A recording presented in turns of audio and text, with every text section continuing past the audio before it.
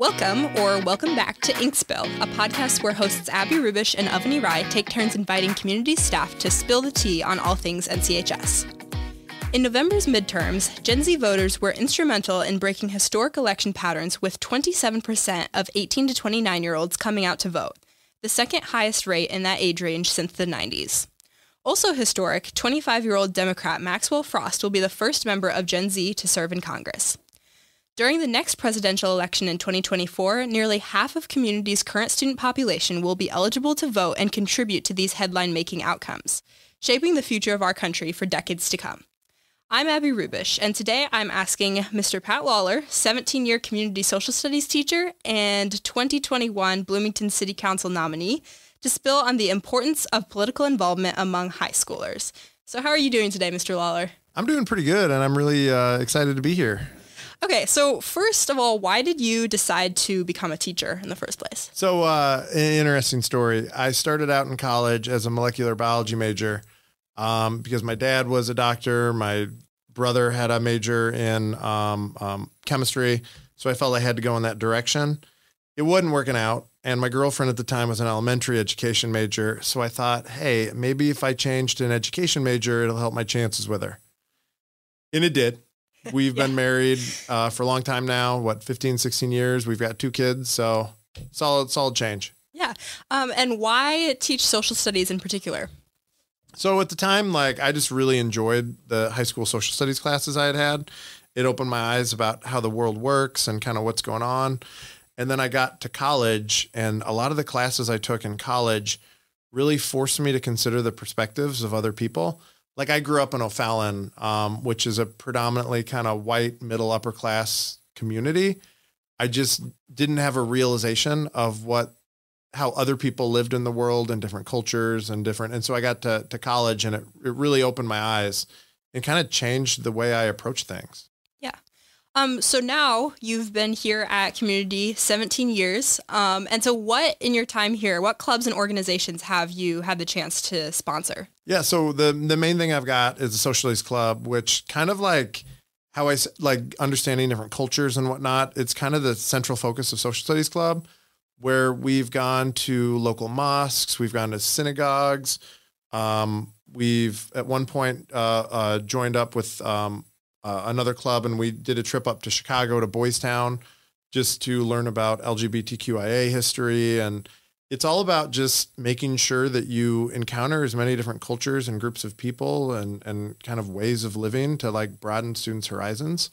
I also have sponsored the Peace and Justice Club at different times, which are students who want to get more actively involved in the community on different issues, just advocating for more inclusive policies here in the school and in the community and in the state. And so that's been really cool as well. Yeah. And so what impact have you seen clubs like the Social Studies Club or that Peace and Justice Club have on the students involved in them? So for the students involved in those clubs, especially the Peace and Justice Club, for instance, when the state of Illinois, we didn't have a budget for over a year. And so there were some students who wanted to do a lot of research in it, go down to Springfield and advocate on why it was important to pass a budget and an equitable budget because of the effect that the lack of a budget was having on marginalized peoples in the state of Illinois. And so watching them do that research, meet with the superintendent, and then go down to Springfield and actually have a state senator. So it was State Senator Biss who invited us, and he read part of their letter on the floor of the state Senate. The sense of empowerment that those students gained from that, to realize there's stuff we can do in terms of advocacy and organizing one another and trying to create a more just and fair society. I think a lot of times when you're young, you see your parents and you see other adults kind of handling things all of the time, and you can't yet vote. So it's easy to feel like there's no point in trying to change things. There's no point in trying to get involved, but just the act of doing something, even if it's not successful, can really be empowering and then lead to you continuing to be more involved in your community, at school, as you get older, as you go to college. And so for me, that's what I think is awesome. Seeing people down the road who maybe they're running for office or maybe they started a nonprofit and they've taken some of those lessons they got from that initial empowerment in high school. And now they're just like, they're doing things, they're changing things. And that's awesome. For sure. And I mean, you talked a little bit about how, the value in the experience isn't necessarily if you're successful or not, but really kind of gaining that experience just in attempting to make a change. And you have had, on some occasions, some success in making a change. You've talked a little bit before about how in your hometown of O'Fallon, you've kind of campaigned to remove this town council member who, protested some inclusive book readings, was blatantly discriminatory towards various minorities in the school system. So could you tell me a little bit about this protesting process and how the community kind of responded to that? So I'm from O'Fallon, Illinois, and this was like in 2016. Some of my friends from O'Fallon on Facebook, they had shared an article where I guess in O'Fallon, there was a school board member, his name was Steve Springer, who he had gone to a city council meeting during public comment to complain about an event at the library where they were doing a reading of a book that was about Black history, where it was a young Black girl whose older grandfather was just telling her about famous people of color who had like achieved really amazing things. And so he thought that that was a problematic book to be reading at the library, that it didn't represent the community. And I saw that and I thought, like, what do you mean that doesn't represent the community? Like, all people have a right to have themselves represented in public events and in the educational system. And it scared me that he was a school board member. So I had never really organized people before, but I created a Facebook event. And I was like, let's invite people from O'Fallon. Let's go to different Metro East Facebook groups and let people know about this. And within 4 or 5 days, it was up over like 100 or 150 people. I've been contacted by one of the other school board members to thank me for that and organize with me. And then the head of the union down there for District 90 contacted me. And so I was working with all of these different entities and I was like, I'm not an organizer. Like, I don't know what I'm doing. And then I realized that like I was going through the same process that my students do. When I would encourage them to get out of their comfort zone, to try different things, to push for different things, you learn a lot of lessons. And so we went to the school board meeting, and it turned out that a couple of the other people got involved, that they had FOIA'd that Freedom of Information Act, requested some emails from that school board member. And it turned out he had also made disparaging remarks of Islamic students in the district as well, and transgendered students. And so at that point, it's like, this guy's got to go. Right. And so I reached out to all the news outlets. I continued to organize every school board meeting. He didn't step down, but once again, even in failure, like, there's successes. People in that community who were Muslim, who were part of the LGBTQIA community, like, they reached out to me and to other people to say like, hey, thanks for having our back. Thanks for making us feel like we're a part of this community. And the way I kind of think about it is when you do something, you kind of have to go into it with the mindset that this on its face might not be successful at getting the policy change that you want to see, but you're making a spark, you're lighting a fire. Sure. And then other people can light fires based on that spark, and you're encouraging other people to do things. And it's like Bobby Kennedy said, I think it was his speech in South Africa, when he was talking about apartheid, and he talked about like, if you have a massive wall, individual ripples, no individual little ripple of water is going to take that wall down. But when all of those ripples come together and they all join together, they can make a wave with the power to knock down any wall of oppression that's out there. Yeah, that's a great answer. And so beyond kind of helping to change your hometown community in O'Fallon, you've strived to help make a mark on this community when you ran for Bloomington City Council in 2021. And so what kind of motivated you to run? Yeah. So, I mean, I never thought I would run for office, especially after the thing I did down in O'Fallon. I kind of liked pushing for change outside of the system. Yeah. But I had just seen like so many students that were struggling with housing issues or issues related to poverty. And as a teacher, you see all sort of unmet mental health needs here in the community. For sure. At the time, especially just inpatient care for students who might need, a place to stay for a couple of days to receive more intensive care. And so many of them were having to go to Champaign or to Peoria. And it's just like, man, we need to change this. And so I decided like, I decided I would try to run for city council. And I realized that city council has some control over those things. And so I threw my hat in the ring, not really knowing what I was getting into. But once again, that's part of the system in which we live. Like, we live in a system where there's so many barriers, there's so many obstacles to getting involved. It almost discourages regular people without a lot of financial means or without a lot of connections from getting in to begin with. And it felt good to like, be like, no, like, I'm going to do this. Like, we're going to get in here. I don't know exactly what I'm getting into yet, but I'm going to figure it out. You shouldn't need a doctor's degree or doctorate to run for city council. Yeah. And then unfortunately, I did lose, but I learned a lot in the process. We shed a lot of light on a lot of different issues, from housing, to mental health issues, to policing. And it was cool because like, I felt like it really drew a lot of other people in the community who normally don't get involved with politics, that were finally hearing issues they cared about, to get involved, to knock on doors or to like make some calls. And so that was kind of cool. Like, that feeling like, hey, we're helping to, build something positive in the community. Yeah. And so in 2021, most students here at Community were too young to have voted for you, obviously. But how can students under the legal voting age still make their voices heard despite some of those obstacles you talked about? Yeah. And I'd say first off, I definitely never pushed for any students to vote for me either. Right. I definitely separated like running for city council from my job here at the school. Yeah. But in terms of people wanting to get their voice heard, and then that's something that's been coming up a lot lately, like especially a number of students that have expressed concern about standards-based grading, for instance. Like, there's things those students can do. Like, they can go to school board meetings. They can try to organize other students and other parents to have their voices heard. Because I think so often people have an issue or they have a concern that they want to see changed.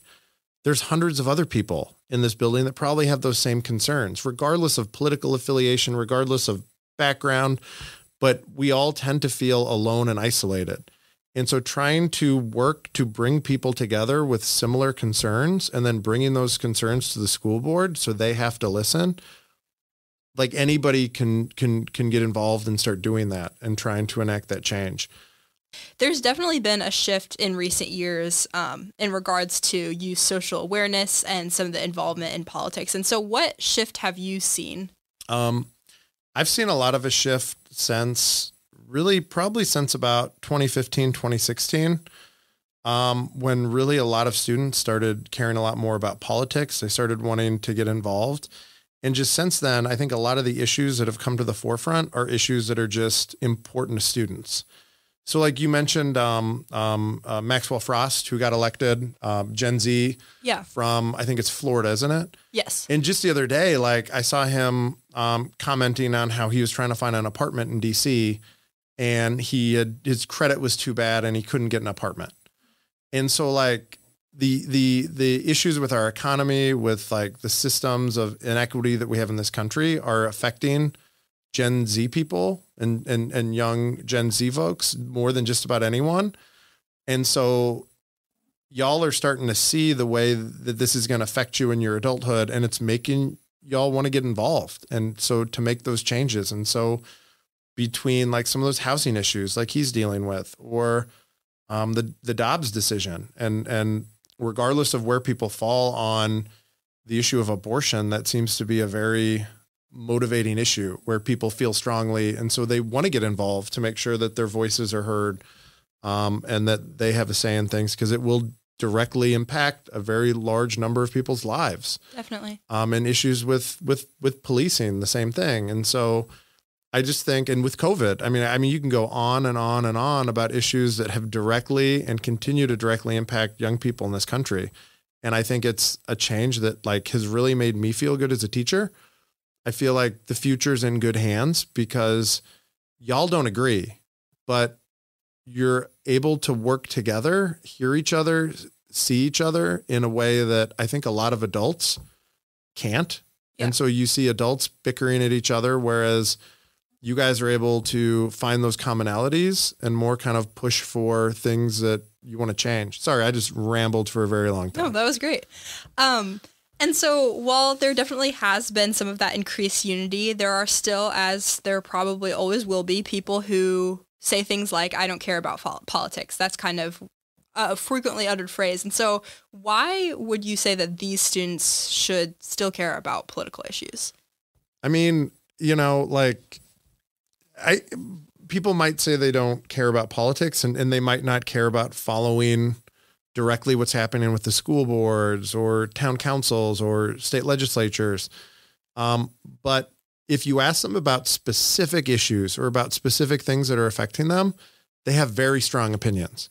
And so on the one hand, people say they don't follow politics, but on the other hand, they care about issues. And I would say to those individuals, like, you really need to get out of that. It's hard to get out of that mindset that we have when we talk about politics in this country, where every major news outlet, whether it's Fox News or CNN or MSNBC, it's almost covered like a sport. It's like, who's winning, who's losing, like, oh, we don't actually talk about policies. And that's what people care about. Mm-hmm. So I would say to those people, don't focus on that coverage. Don't listen to those people that are just blathering on like it's some sort of horse race or it's the Super Bowl. For sure. Think about the issues that are important to you and then look stuff up on those issues. And what are the current policies in your community or in your state or in the nation, and get active on those policies that you care about. Yeah. And so why do you feel it's important to provide students with opportunities for political involvement at school?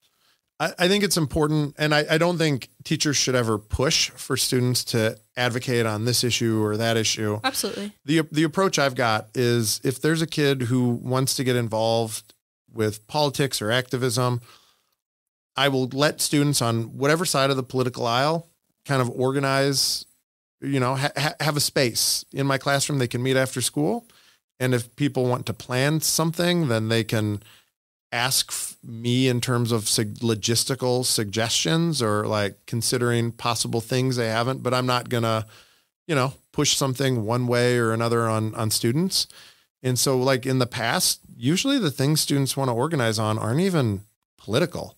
Yeah. I mean, we had students organize a walkout of the park testing, a couple of years back. Mm-hmm. We've had students organize on a number of different issues, and,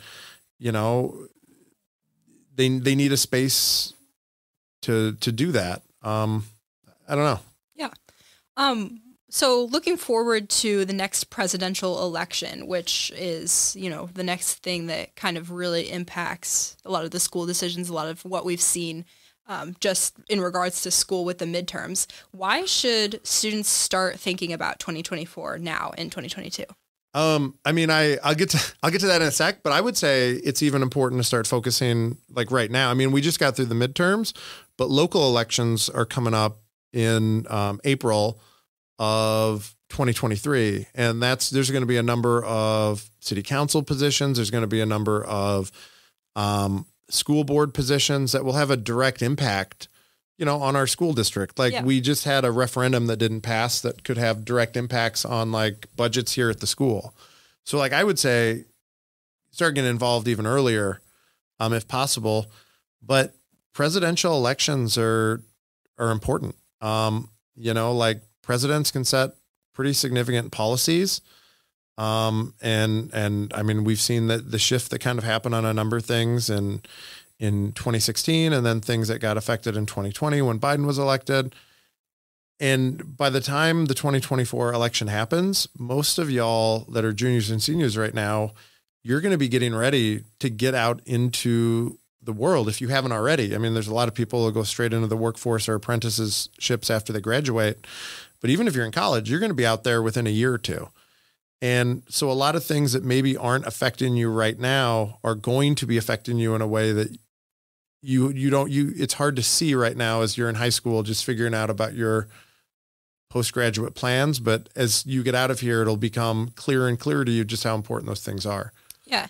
And in those elections, how would you recommend students learn who to support, learn what candidate is going to be advocating for issues in their best interest? Yeah. I mean, I think once again, I would say I would start, I mean, if you consider starting with candidates or issues, I would encourage every young person to start with issues and just maybe even come up with a list of issues that are important to you, and then figure out and think about and do some research as to exactly what your positions are on those issues and why, and then start looking for candidates that kind of fit closer to that.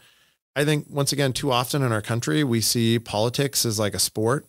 It's like, I'm either team red or I'm team blue, but like a lot of people's issues might kind of span the gap a little bit, where like maybe someone's a little bit more fiscally conservative, but a little bit more socially liberal. And it's really hard to peg people down. And so I think it's a little less disheartening to start focusing on issues, because candidates and people are all imperfect vesicles for those policies. So, yeah. And so now that you've been here at Normal Community for 17 years, trying to impart some of this wisdom on your students, what memories would you say stand out to you from your time here? Oh my gosh, that's a good question. What memories stand out to me? Well, in terms of like just seeing students stand up and try to make their voices heard when they've been interviewed on WGLT or some of the other news outlets about the positions and the things that they have done, it really impresses me, because it takes a lot to be able to get out there, or speaking at different events or rallies. It takes a lot to put yourself out there. And so seeing students get out of their comfort zones for whatever reason and whatever issue always kind of heartens me a little bit, because it's just cool to see. That's all that I have. So thank you so much for being our fourth guest. Yeah, thanks for having me.